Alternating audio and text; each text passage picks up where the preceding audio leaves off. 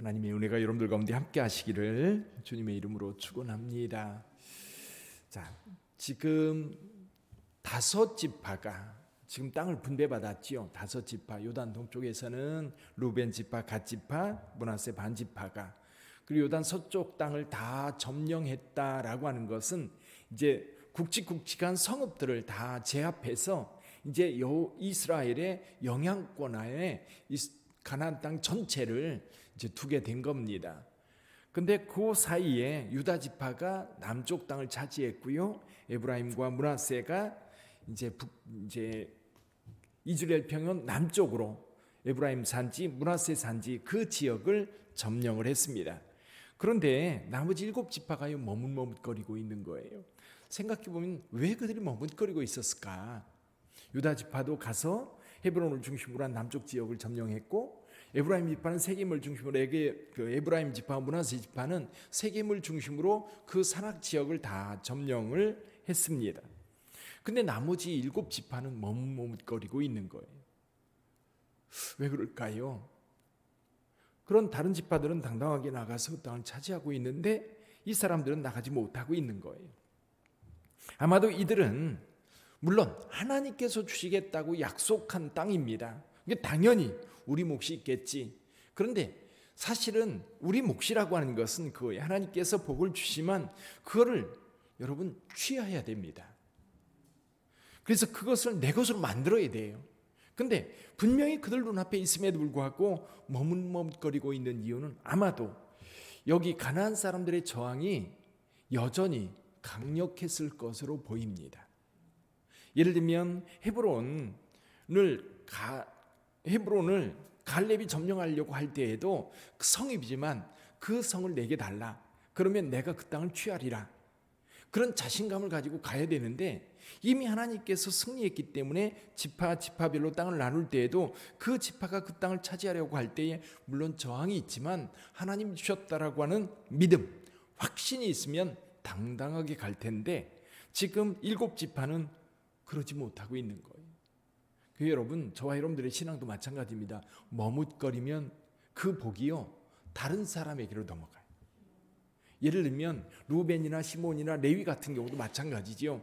장자의 축복이라고 하는 것이 이스라엘 사람들에게 굉장히 큰 축복인데 이것이 유다에게로 넘어가잖아요. 이제 받을 만한 자격이 안 되면 못 받는 거예요. 나중에도 이스라엘 역사 전체를 보면 사실은 주도적인 역할을 하는 지파가 유다 지파와 에브라임 지파입니다. 유다 지파와 에브라임 지파인데 에브라임 지파가 북쪽 10지파를 교합해서 한 나라를 만들죠. 근데 나머지 지파들은 사실은 이렇게 두각을 나타내지 못해요. 그냥 흡수되어서 그냥 이렇게 묻어간다고 그럴까요? 여러분, 우리 신앙은요 묻어가면 안 돼요. 우리 하나님 앞에 적극적으로 나서서 구할 거 구하고요, 헌신할 거 헌신할 때에 하나님께서 그 복을 풍성하게 주셔요. 여러분, 그 땅, 내 땅을 차지하는 거잖아요. 그렇죠? 내 땅을 차지하는 건데도 머뭇거리면 하나님이 복 주실 때 그저 그냥 완전히 상차려서 갖다 주는 거 말고는 얻을 게 없는 거예요. 그것도 굉장히 중요한 복이지만 아마도 광야에서 만나 먹은 것들을 생각하면서 그러지 않을까. 당연히 하나님께서 우리가 살 땅, 집까지 다 지어서 줄 거라고 기대하고 있지 않았을까요? 그러나 하나님이 주신 복도요 우리가 적극적으로 나서야 내 땅이 되는 겁니다. 그래서 저와 여러분들이 신앙생활 할 때 머뭇거리지 마세요. 섬길 기회가 있을 때 앞장서 섬기고요. 또 여러분들이 보기에 섬길 기회가 있으면 머뭇거리지 말고 먼저 나서서 섬길 때 그게 은혜가 되고 그게 복이 되는 거죠. 그래서 여호수아가 언제까지 머뭇거리겠느냐 책망을 하면서 3사람씩 뽑아가지고 가서 그려오라고 그래요. 가서 너희가 차지할 땅, 아직 점령하지 못한 땅, 지파에 나누어 주지 못한 땅을 7개로 그려와라. 여러분, 그림이 있어야 갖는 것 같아요. 머릿속에 하나님의 축복도 그렇고요, 또 하나님의 은혜도 그렇고요, 우리가 좀 받을 복에 대해서 그림을 그려놓고 사는 것이 굉장히 중요한 것 같아요. 특히 믿음을 가지고 있는 사람들은 믿음의 그림을 그리세요. 앞으로 여러분들이 어떻게 살지 그제 이제 변화산 사건에 대해서 말씀을 나누었는데요. 여러분, 천국에 대한 그림을 늘 마음속에 그리고 있는 사람은요, 행복합니다. 그제 이어령 박사가 하나님의 부름을 받았어요. 이어령 박사, 그가 예수 믿은 지 15년 됐다고 그래요. 말년에 믿었습니다. 그러나 그 말년 예수 믿고 나서 그의 인생은요, 완전히 달라져요. 그래서 유명한 책이 있죠. 지성에서 영성으로. 하나님 나라를 바라보는 삶, 하나님이 살아계시고 그 하나님께서 계신 그 천국을 바라보는 삶이 삶을 바꾸는 거예요. 그래서 저와 여러분들도 그림을 그려서 하나님의 은혜를 늘 사모해 가는 저와 여러분들이 될 수 있기를 바랍니다. 오늘 이제 분배받은 지파, 그 7지파 가운데에도 베냐민 자손이 가장 먼저 땅을 분배받지요. 베냐민 자손이 분배받은 땅 한번 살펴볼까요? 어디죠? 지금 유다 지파와 에브라임 지파 사이, 성경에서는 요셉 지파와 유다 지파 사이다, 그렇게 이야기하고 있습니다.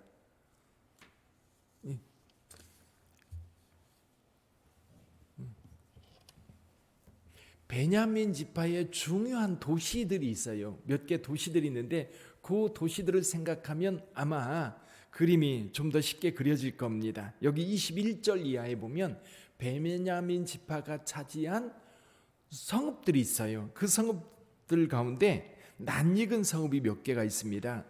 여기 그 21절에 보면 베냐민 자손의 지파가 그들의 가족대로 받은 성읍들은 여리고, 기억나지요? 여리고, 요단강 건너자마자 첫 번째 전투를 했던 거기 여리고, 그리고 쭉 읽다 보면 베델, 여기 22절에 보면 베델, 그리고 그 기브온, 라마. 이 라마에 나중에 누가 구하느냐면 사무엘이 라마 출신입니다. 라마. 그리고 쭉 내려가면 그 여부스, 곧 예루살렘, 기럇 아르바, 이런 곳이 이 베냐민 지파가 차지했던, 부여받은 땅입니다. 땅으로 보면 굉장히 좁아요. 그렇죠? 굉장히 좁고, 그리고 베냐민 지파 자체가 큰 지파가 아닙니다. 작은 지파였는데 사실 이스라엘 전체를 보면 한 중앙을 차지하고 있어요. 중요한 곳이죠. 자, 이렇게 베냐민 지파가 여기 땅을 차지했는데, 그럼 두 곳을 살펴볼 필요가 있어요. 먼저 창세기 49장에 야곱이 베냐민에 대해서 한 말이 있습니다. 창세기 49장 27절에 보면 이렇게 말씀하고 있어요. 베냐민은 물어뜯는 일이라 아침에는 빼앗은 것을 먹고 저녁에는 움킨 것을 나누느니라. 그래서 베냐민 지파에 대한 특징이 뭐냐면 사납다라고 하는 느낌이 들어요. 왜? 똑같은 형제들이 있어도 성격이 왜 굉장히 좀 유순한 게 아니라 조금은 까칠하고 사나운. 그래서 아마도 베냐민이 그랬던 것 같아요. 이제 베냐민으로 인한 큰 사건이 한번 벌어지죠. 사사기 후반부에 보면 이 베냐민 지파 이 불량배들이 나그네를 이제 해롭게 해서 그 나그네의 첩을 죽게 하는 그런 사건이 있었습니다. 이 사건 때문에 내란이 일어나요. 사실 첫 번째 내란이지요. 이 베냐민 지파와 나머지 11지파가 전쟁을 하는 일이 벌어졌는데요. 이 베냐민 지파가 얼마나 그 강한지 11지파를 상대로 해가지고 전쟁에 승리를 합니다. 물론 나중에 이제 거의 멸할 정도로까지 가지만, 그래서 아마도 야곱이 베냐민의 성격에 대해서 이렇게 판단했던 것 같아요. 그래서 사사 시대에는 베냐민이 굉장히 강력하고 힘 있는 지파였고 전쟁에 능한 지파였습니다. 물맷돌을 던지면 한치도 어긋남이 없는 그런 장수들이 굉장히 많았던 이 베냐민. 근데요, 조금 다른 느낌으로 이 베냐민을 축복한 모세의 축복이 있어요. 신명기 33장 12절에 보면요, 이렇게 축복을 합니다. 베냐민에 대하여는 일러스되 여호와의 사랑을 입은 자는 그 곁에 안전히 살리로다. 여호와께서 그를 날이 마치도록 보호하시고 그를 자기 어깨 사이에 있게 하시리로다. 굉장히 큰 축복을 하고 있지요. 베냐민 지파에 대해서 축복을 하고 있는데, 여러분 베냐민 지파를 가만히 생각해 보세요. 베냐민 지파가 사실 사사시대 말기에 완전히 멸망당할 위기까지 갑니다. 그래서 700명만 살아남아요. 이 700명만 살아남는 이 지파를 주변 지파들이 도와가지고 그래도 베냐민 지파의 명맥을 유지하는데, 그 작은 지파 속에서 누가 나오지요? 사울왕이 나옵니다. 사울왕이 왕이 될 때에 지극히 작은 지파, 아주 작은 지파라고 자기를 표현을 합니다. 그럼에도 불구하고 그는 여러분 블레셋과 맞짱 뜰 수 있는 유일한 그 장수였지요. 자, 그러나 여러분 솔로몬 이후에 이스라엘이 둘로 나누어집니다. 둘로 나누어질 때 여로보암은 에브라임 지파 출신이거든요. 에브라임 지파를 중심으로 북이스라엘 전체를 규합하는데, 규합할 때 빠지는 지파가 두 지파가 생겨요. 유다 지파와 누구예요? 베냐민 지파예요. 유다 지파와 베냐민 지파가 빠져서 베냐민 지파와 유다 지파가 한 나라를 형성합니다. 그러니까 다윗 왕조는 유다를 통해서 계속 이어져 가는데, 이 유다 왕조에 누가 포함되느냐 하면 베냐민 지파가 포함이 돼요. 아이러니지요.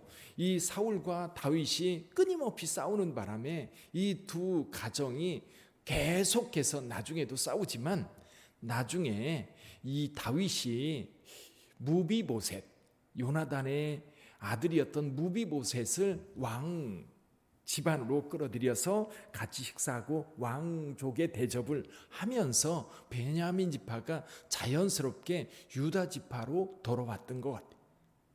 그러니까 그 전에는 사울과 다윗이 갈등을 갖고 있었기 때문에 두 집안 사이에 갈등이 있었지만, 오히려 다윗이 품어줌으로, 그러니까 두 나라가 나누어질 때 베냐민은 북쪽 열 지파를 따르지 않고 유다 지파로 내려왔던 거예요. 그래서 여러분 이 현상이요, 역사를 쭉 이어가다가 제일 끝에 예수님 시대에 또 다른 사울이 일어나요. 베냐민 지파의 유명한 두 사람이 사울인데, 초대왕 사울 그리고 초대교회 사울. 이 사울은 바울로 바뀌죠. 이렇게 위대한 인물들이 이 베냐민 지파에서 나오고, 사도 바울 같은 경우는 신약 시대에 내가 베냐민 지파라고 당당하게 이야기할 수 있었던 것이 뭐냐면, 다른 열 지파는 사실 흔적을 찾아보기가 어려운 거예요. 물론 남북이 갈라질 때에, 그리고 북이스라엘 멸망을 당할 때 상당히 많은 이 북이스라엘 지파들이 유다로 넘어오긴 합니다. 그럼에도 불구하고 내가 스불론 지파다, 납달리 지파다 이렇게 주장하는 사람 많지 않아요. 근데 이 사도 바울은 내가 베냐민 지파라고 당당하게 말할 수 있었던 것은, 아마도 베냐민 지파가 유다와 함께 그 정통성을 이어왔기 때문이다. 그 축복이 어디에 있어요? 모세가 축복했던. 한번 볼까요? 다시 한번 보지요. 베냐민에 대하여는 일렀으되 여호와의 사랑을 입은 자는 그의 곁에 안전히 살리로다. 여호와께서 그를 날이 마치도록 보호하시고 그를 자기 어깨 사이에 있게 하시리로다. 이게 결국 하나님께서 베냐민 지파를 보호해 주셨던 거. 그게 이제 유다 지파와 베냐민 지파가 접경을 맞대고 있었는데, 예루살렘을 다윗이 점령하면서 이스라엘의 수도로 삼으면서, 이 다윗성 예루살렘 성은 원래 베냐민 지파에 소속된 땅이었거든요. 이렇게 수용이 됩니다. 저는 이 말씀을 보면서 사나운 지파였지만, 여러분 정통성을 따라가려고 유다 지파에 소속이 될 때 그들은 하나님의 보호를 받을 수 있었다. 그러니까 저와 여러분들은 믿음의 교제가 이루어져야 돼요. 그리고 주변에 같이 믿음의 사람들을 따라갈 때 구원받는 거예요. 믿음의 사람들을 따라갈 때 여기 베냐민 지파처럼 하나님의 보호를 받을 수 있는 거예요. 그래서 우리가 신앙생활할 때도 그렇고 늘 믿음의 길을 따르고 믿음의 교제가 여러분의 삶 속에 계속 되기를 주님의 이름으로 축복합니다. 기도하겠습니다.